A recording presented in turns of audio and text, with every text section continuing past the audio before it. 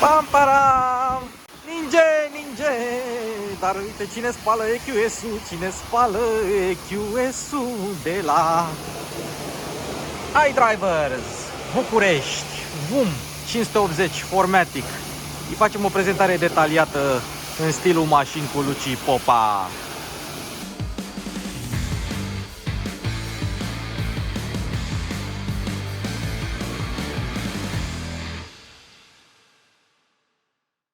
Hey Mercedes, How can I help?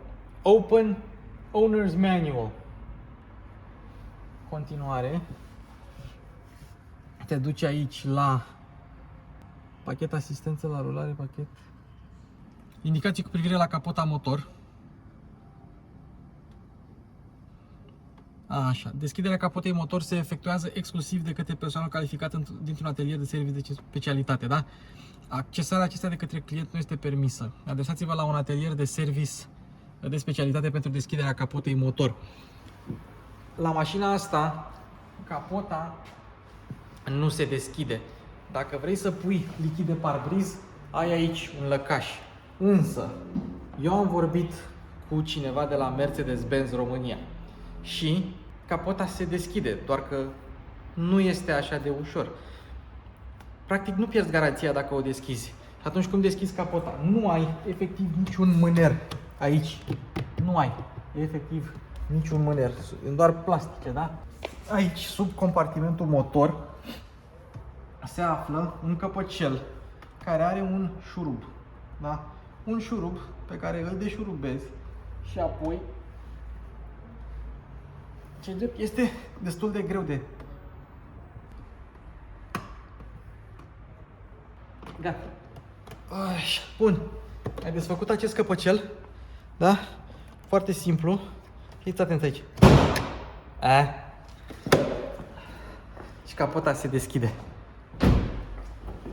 Ia, să vedem ce am mers în capota.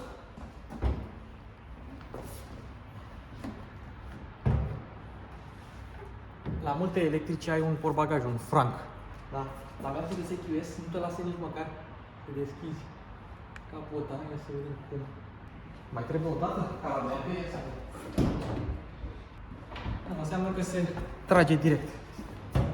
Da, se trage direct. Uite ce e sub capotă la Mercedes-Benz EQS. Lichidul de răcire și aici radiatorul și filtrul de aer. Deci n-ai voie să schimbi tu filtrul de aer singur. Interesant este că aici, dacă o parchezi sub un copac sau sub mai mulți copaci, se strâng frunze. Ei bine, acele frunze ar trebui să le strângi tu cu mâna ta. Însă Mercedes-Benz nu te lasă. Capota nu este grea, are antifonare și după cum vedem nu este chiar vopsită peste tot. Deci Mercedes, the best or nothing. Și vă mai arăt o chestie. Precum la Mercedes-urile vechi, are o poziție de service aici și tehnicienii Mercedes o pun în această poziție când este să umble sub capota motorului. Dar, uite, de ce nu te lasă Mercedes-Benz să umbli sub capotă? Pentru că n-ai ce să faci, n-ai franc, n-ai nimic, doar frunzele le poți curăța. Așa, bun. O pui la loc, simplu ca bună ziua. Și ai închis-o. Și acum hai să vedem cum se pune lichid de parbriz. Aici se pune lichidul de parbriz. Deci Mercedes, în loc să vă dea posibilitatea să deschideți capota, să vă puneți lichid de parbriz, au făcut chestia asta doar ca să vă duceți în service și să dați o groază de bani ca să vă facă revizia. V-am arătat la Bugatti Veyron unde este seria de șasiu, v-am arătat cum se deschide capota la Mercedes-Benz EQS. Toate acestea cu ajutorul prietenilor noștri de la iDrivers. Mașini, import auto, leasing, ce vreți voi, nu există scuză pentru iDrivers. Veniți, vedeți, cumpărați, concurați. iDrivers București, au cele mai tari mașini din București. Bun, și ce este Mercedes EQS până la urmă? Este noua navă amiral electrică, S-clasul electric, doar că spre deosebire de S-class, nu este berlină, e hatchback. și este cea mai aerodinamică mașină din lume, 0,20 coeficient aerodinamic. Dacă mașina avea 0,30 coeficient aerodinamic, consuma cu 5% mai mult. E construită pe o nouă platformă Mercedes dedicată modelelor electrice, se numește EVA, o parte cu EQE și cu viitoarele modele electrice Mercedes-Benz și este construită pe o arhitectură de 400 de volți, nu e pe 800 de volți ca Porsche Taycan, mai avem până atunci. Tot se încarcă rapid, tot are o autonomie fantastică și o să vă povestesc cât de multe pot, pentru că mașina asta într-o oră pleacă. Așa că eu într-o oră trebuie să fac tot review-ul la mașina asta. Hai să începem. Și e construită în Germania la Sindelfingen. Și mai aveam ceva de zis despre ea, dar nu mai țin. Nu contează, vă explic după aia. Deci mașina vine cu două tipuri de faruri. Farurile normale și farurile LED Premium Digital LED. Și când o pornești, mașina face un mic dans.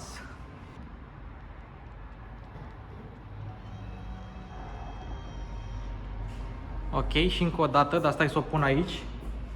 Nu se vede prea bine, dar hai să încercăm.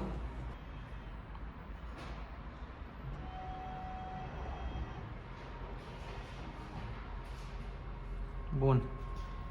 Sunt cele mai avansate faruri construite vreodată de Mercedes. O să intrăm mai multe în detalii când o să avem mai mult timp. Acum nu am timp să vă arăt tot, așa că mă grăbesc.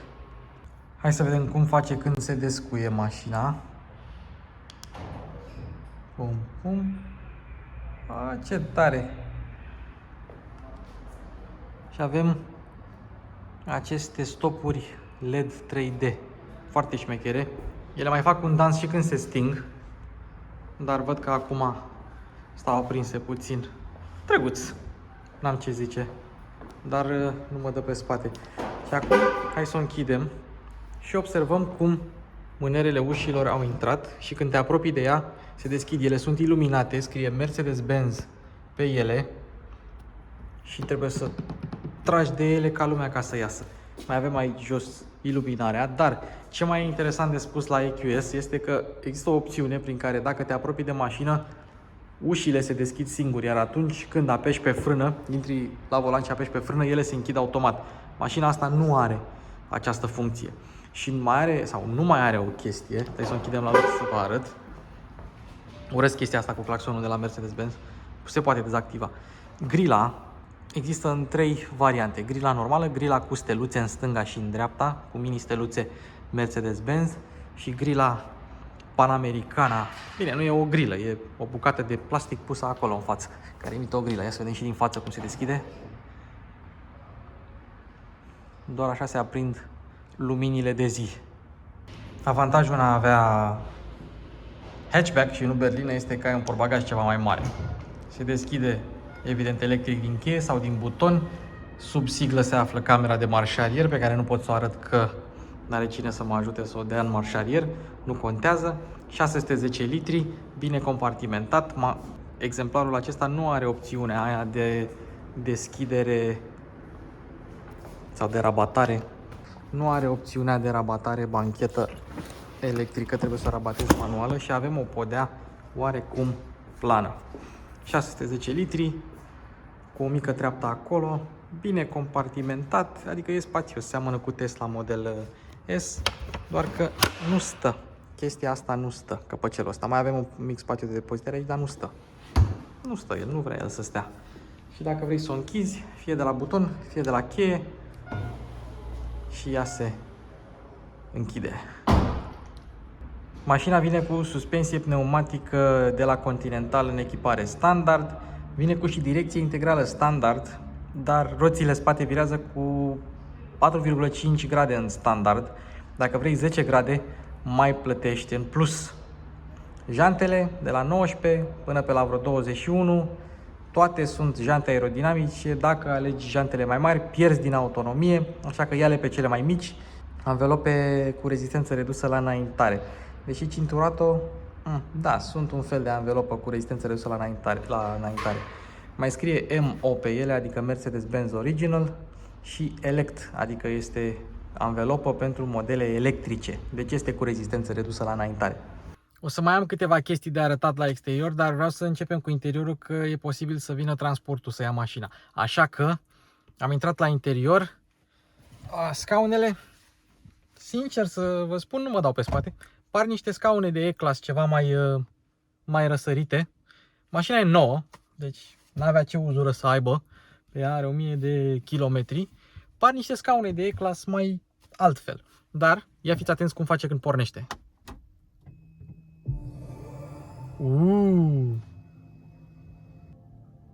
Are o muzicuță. Dacă o punem în sport, dacă trecem pe confort, ia fiți atenți aici. Dai de scaun, se ridică și centura. Ha, ce tare. Se ridică și tetiera. Când ești înalt când mergi în EQS. Dar butoanele pentru reglarea scaunelor se află pe ușă. Da? Bun. Ele nu se mișcă. Doar le atingi.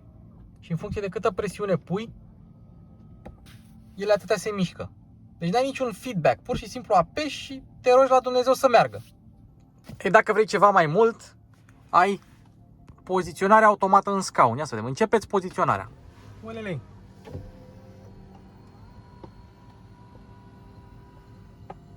Mă poziționează bine? Mașina are o cameră și are niște senzori prin care te poziționează la volan, da? Bun. Și acum, hai să vedem. Asta e poziția corectă pentru mine. Corectă, de ce spun corectă? Pentru că îmi ține scaunul drept. Dar, să vedem. Uite, dacă accelerez, face așa.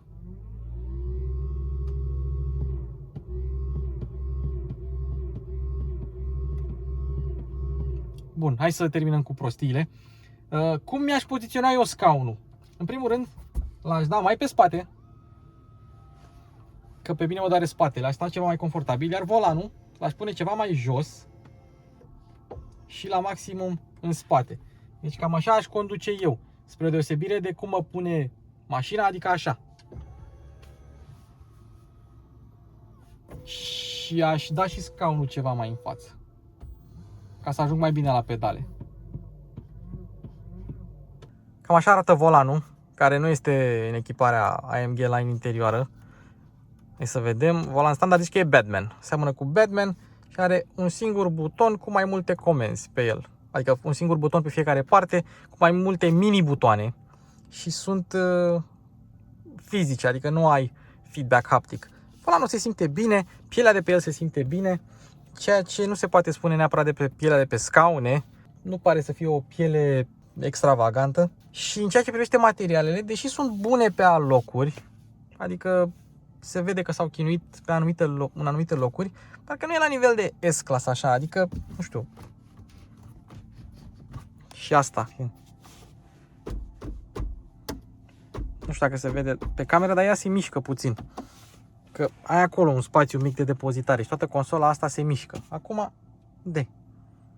Și nici gurile de ventilație nu par să fie prea răsărite. Adică, da, ele au reglaje multiple, dar plasticul ăsta, nu știu. Sunt eu nebun? Sau? Dar măcar arată bine. Măcar arată bine. Și, na, în consolă ce avem? Avem așa, două suporturi de pahare care se pot ascunde. Chestia asta se poate lua cu totul. Dacă mașina nu-ți recunoaște cheia, o pui acolo. Două USB-C-uri și un wireless charging cu lumini ambientale.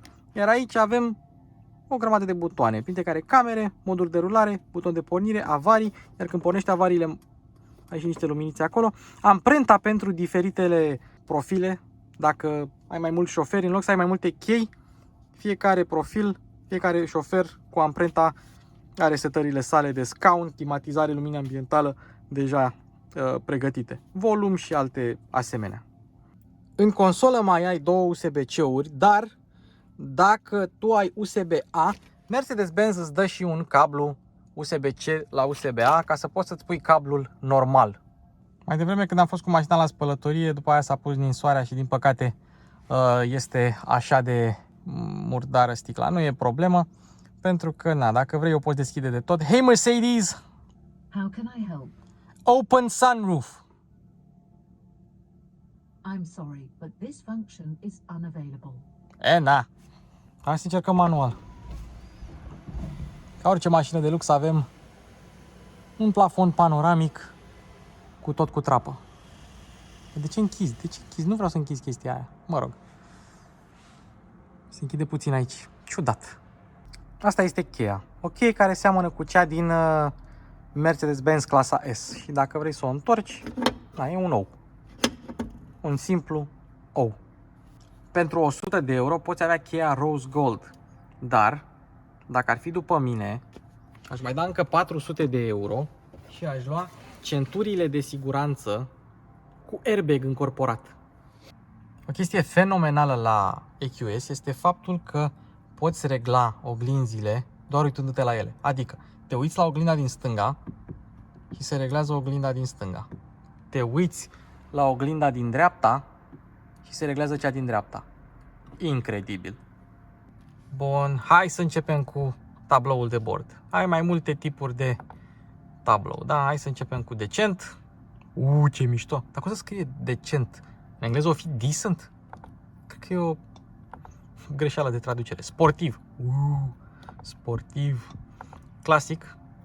Pentru omul din tine. Navigație. Și pe navigație apare un mic EQS. În versiunile de preproducție apărea un S-Class, ceea ce e interesant. Asta înseamnă că pe S-Classul facelift va apărea și Hyperscreen-ul acesta. Bun. Încă o dată, sistemele de asistență, normal. Și o poziție de service, care să-ți spună cât mai ai până la service. Și poți merge așa, să știi în fiecare zi cât mai ai până la service. Și un detaliu interesant este că îți apare temperatura aerului în anvelope, nu doar presiunea. Și se văd camerele acolo care flicără și se uită la tine. Acelea sunt camerele care te urmăresc și știu la care oglindă te uiți. Dacă ai strabism, ce faci? Le reglează pe amândouă? Ce e interesant este că poți seta și ce-ți apare pe head-up display. Ia să-i dăm un zoom. Zoom, zoom, zoom. Drăguț. Și poți să-l și dezactivezi dacă vrei. Setări, realitatea augmentată pentru navigație, sportiv, minimal, etc. Și ce mai poți seta? Rază de acțiune. Range, l-au tradus rază de acțiune. Tare. Evident, ai o grămadă de setări. Important este că răspunde bine. Problema este că dacă dai mai tare, se mută două meniuri, nu unul. Nu contează. S-au chinuit și ei. Hai că pentru asta ați venit, pentru Hyperscreen. Ia să mergem la rază de acțiune, că vreau să facem o chestie. 424 de kilometri range pe Eco. Și dacă îi dau Hey Mercedes, How may I help you? turn off climate control. Și uitați-vă la luminile The air ambientale. conditioning is switched off. Și dacă îi dai să crească temperatura, se mută și se schimbă luminile. In order to use online functions of the voice system, please check your Mercedes Me settings. Dar nu mai vorbeam cu tine. Hey Mercedes, How can I help? please turn off all climate control. I'm sorry. Can you say that again, please? Turn off ventilator. I'm sorry, but I can't help you with that right now. Mă rog. Dacă te duci în meniul de climă, da, poți opri toată climatizarea. Și nici nu știu cu ce să începem. Hai să începem cu meniul principal, care este navigația. Navigația care răspunde binișor, ce pot să zic. Dacă te chinui un pic, vezi toată planeta. București, Europa, planeta. Uite așa. Poți să-i dai, cred că doar zoom. Cam așa este meniul principal. Ai navigația mereu. Climatizarea este jos. Te duci la meniul de climă și poți să te duci aici la calitatea aerului. Wow! Deci calitatea aerului este moderat, dar îl filtrează. Apropo, ăsta e unul din motivele pentru care Mercedes te lasă să deschizi capota, pentru că tot sistemul de filtrare se află sub capotă și să nu-l strici, să nu... whatever. Ei bine, deci calitatea aerului este moderată aici unde suntem noi și este bună la interior. Da? Și avem și parfumul activat. Avem parfum în torpedou. Avem și ionizare. Ionizarea curăță aerul din habitaclu și avem și recirculare. Și dacă vrem să intrăm la meniul de climă, ăsta era meniul de climă. Primul rând de scaune, al doilea rând de scaune, adică în spate, calitatea aerului pe care v-am arătat-o mai devreme și preclimatizare. Da? Bun. Și aici avem ce ascultă fiecare. Eu ascult Kiss FM și în dreapta poți să asculti altceva dacă vrei. Și fiecare pasager are propriul său sistem Bluetooth și poți conecta căști wireless și eu pot să ascult Kiss FM, pasagerul poate să asculte Spotify, în spate altceva și așa mai departe. Un detaliu interesant. Apropo, să nu credeți că Hyperscreen-ul ăsta vine standard. Nu. Este opțional. În standard ai ceasuri de bord cu mare S-Class, navigație cu mare S-Class, din aceea pe verticală, iar ecranul pasagerului care se aprinde doar atunci când cineva se află pe acel loc din dreapta, nu există deloc. Deci dacă vrei Hyperscreen-ul, care e format din două ecrane OLED, deci mijloc și dreapta sunt OLED și ăsta este LCD, e bine, acestea vin opțional. Doar că pe EQS 58 Formatic în România, opțiunea costă 0 euro. Și acum hai să încep să vă arăt niște chestii. Intrăm la meniu, intrăm la aplicații și avem Mercedes Me, asta e simplu, browser, Energizing Coach. Aici dacă vrei să faci niște mișcare la interior, un fel de sală, deci tu te împingi în scaune și masajul din scaune te energizează, îți mai dă și niște lumini ambientale și o muzică, whatever. Galerie dacă vrei poze, dar nu asta e interesant. Ei bine, pentru 100 și ceva de euro ai mod șofer începător și mod parcare cu valet. Mod parcare cu valet toată lumea știe ce e, dar ce înseamnă mod șofer începător? Dacă intri pe ea, funcția nu este activată, trebuie să o activezi din Mercedes Me, îți limitează viteza, îți limitează accelerația, activează ESP-ul, nu-l poate dezactiva și ai anumite programe limitate de rulare. De exemplu, nu poți să o dai pe sport. Viteza maximă, de câte am înțeles, e limitată pe la 120 de km pe oră, accelerația e și ea redusă și așa mai departe. Mod de șofer începător. Interesant.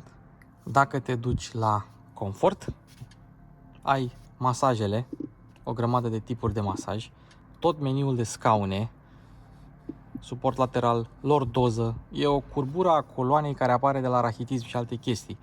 Cinetică scaun, dacă vrei să se miște ca să nu amorțești și așa mai departe. Setări încălzire, lumina ambientală, culoare, luminozitate, efecte, dacă vrei, și Energizing Comfort sunt niște programe care te energizează. Vitalitate, bucurie, confort, căldură, prospețime, etc. Îți bagă niște muzică, te mișcă puțin, îți bagă niște luminițe, îți pune climatizarea într-un fel și cu climatizarea oprită avem 30 de km autonomie în plus. Deci dacă oprești ventilatorul, mai câștigi 30 de km autonomie. Du-te la setări, du-te la autovehicul, du-te la rulare, du-te la sound experience și te duci și aici. Deci acesta este sunetul pe care l-ați auzit mai devreme, da? Dar dacă vrei Silver Waves, se aude așa. Mai avem o funcție care înseamnă încet. Ce înseamnă încet? Dacă pedala de frână este eliberată, atunci funcția îi permite autovehiculului să pornească încet în treapta D sau R, chiar dacă pedala de accelerație nu este un fel de creep, ca la Tesla. Dacă te duci la lumină și te duci la fază scurtă dinamică, îți arată ce se întâmplă. Virezi, e practic funcție de cornering. Spotlight, o funcție foarte mișto. În momentul în care vede un pieton noaptea, îl iluminează mai tare. Aici deschidere, închidere, protecție, pur și simplu follow me home și așa. Și fază scurtă, trafic pe dreapta, trafic pe stânga sau automat, adică mașina după navigație recunoaște în ce țară ești și cum ar trebui reglate farurile. Drăguț! Dacă te duci la sistem și te duci la asistenți inteligenți, observ că ai aici asistent vocal Bună Mercedes. Bună Mercedes! Bună Mercedes! Nu răspunde. Dacă îi spui Hey Mercedes, răspunde. Display-uri și afișaj. Și aici tot felul de setări, meniu principal, imagine decorativă, display însoțitor, poți să o schimbi, să-ți alegi tu ce screensaver vrei, elemente grafice deosebite. Asta e o chestie interesantă. De exemplu, dacă este o sărbătoare, o să apară zăpadă, dacă e Crăciun, o să apară frunze, dacă e Halloween, o să apară fantome, dacă este Halloween, peste tot prin mașină. Sunt elemente grafice deosebite sau goodies, cum zic englezii, cum zice în engleză. Mă rog, mai sunt elemente de comandă, feedback acustic, haptic display, crescut, touch control mediu, rapid, sensibilitatea lui touch control și haptică crescut. Așa, tastatură, limbă, chestii din acestea neinteresante și informații. Cam atât avem la setări ce merită spus. Tot în meniul principal mai avem dispozitive media, radio, telefon, nimic interesant din punctul ăsta de vedere. Dacă te duci la info, ai aici, pe de-o parte, fluxul de energie, gata de rulare. Așa apare, gata de rulare și ai fluxul de energie. Te mai duci la autovehicul și îți apare procentajul pedalii de accelerație sau de frână. Câtă presiune poți, cât trebuie să apeși ca să se ducă la 100%. Foarte mult. Și mai avem așa, unghiul de bracare al roților, dar roțile spate nu virează decât dacă mașina virează. Așa că trebuie să mergi ca să vezi toate acestea și dacă schimbi pe sport, de exemplu, schimbi modul de rulare, se schimbă și imaginea. Și mai e o chestie, dacă te duci la setări, duci la asistență, de exemplu, și apeși pe mașină, poți face așa și să selectezi tu ce vrei să vezi. Ia, dacă semnalizezi, nu semnalizează. Ui! Mașina mai are și realitatea augmentată pe navigație, dar nu știu cât o să o folosească pentru că vei folosi Apple CarPlay. Ce mai e de arătat aici? Opțiunile de încărcare. Acasă încărcare eco, să se încarce la maximum 100 de kW ca să protejezi bateria și poți să selectezi tu cât vrei să se încarce ea.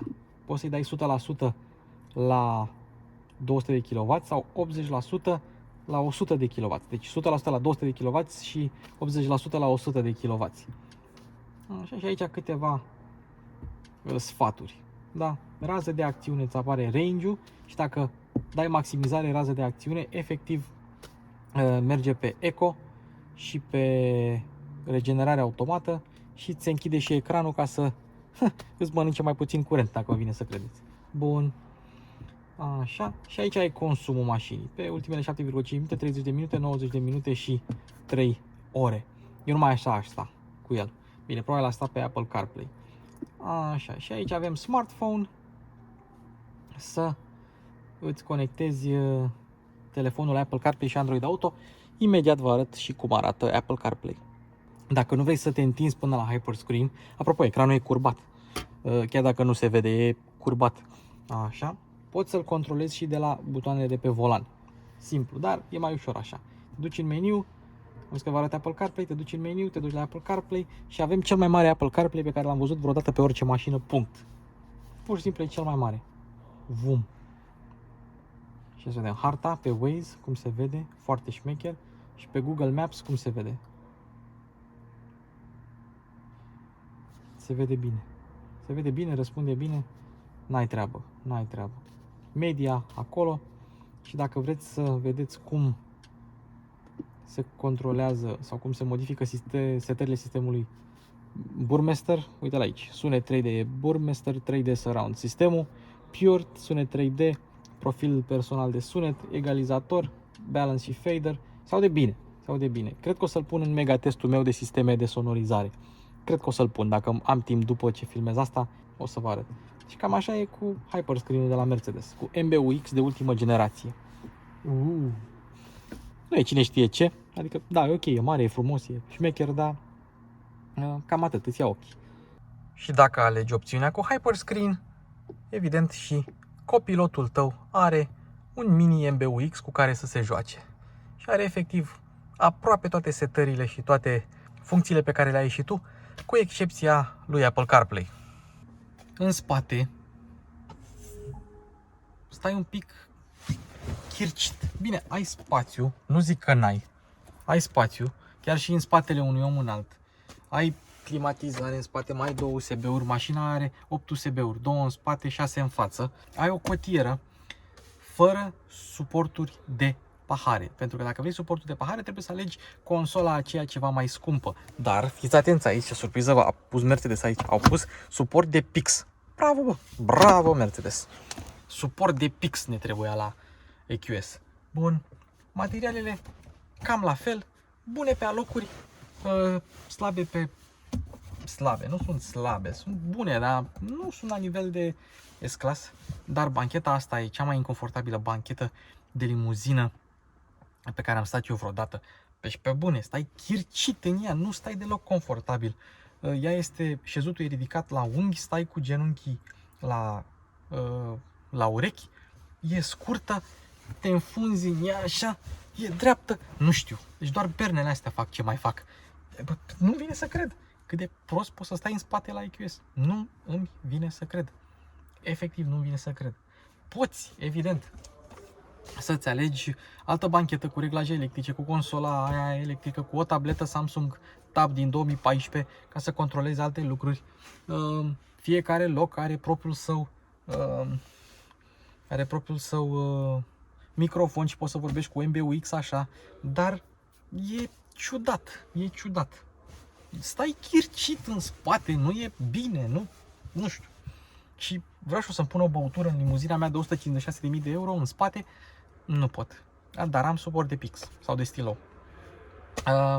Mașina EQS, trebuie să mă grăbesc acum, trebuie să o dau repede că pleacă mașina. EQS 580, Formatic, 2 motoare, 523 de cai putere, suta în 4,3 secunde, 210 viteză maximă, încărcare la 200 de kW, se încarcă de la 10 la 80% în jumătate de oră, ai încărcător de 11 kW sau opțional de 22 pentru AC dacă vrei, recomand să-l iei și pe acela.